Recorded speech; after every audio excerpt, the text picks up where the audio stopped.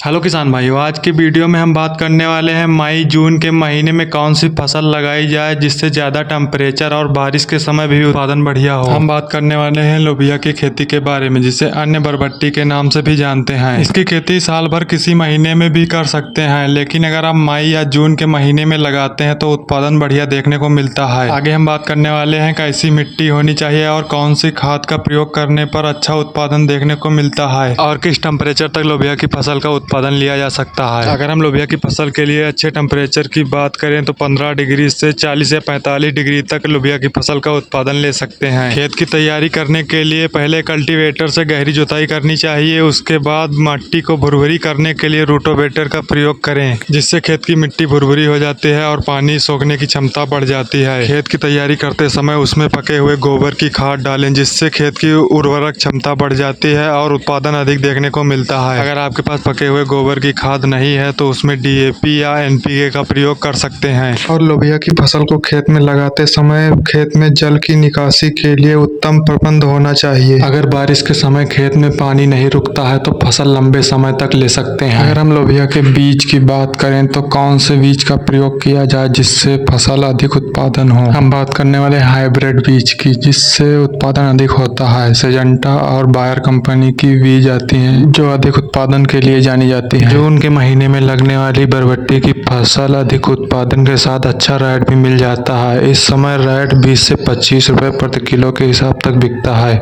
जिससे किसान अधिक मुनाफा ले सकता है। अगर हम बरबट्टी की फसल से 1 बीघे खेत में उत्पादन की बात करें तो 35 से 40 कुंटल तक उत्पादन ले सकते हैं। और लोबिया की फसल अच्छी क्वालिटी के साथ अधिक उत्पादन के लिए जानी जाती है और जो किसान के लिए एक महत्वपूर्ण फसल बन चुकी है। इस फसल को लगाकर किसान अच्छा मुनाफा ले सकता है।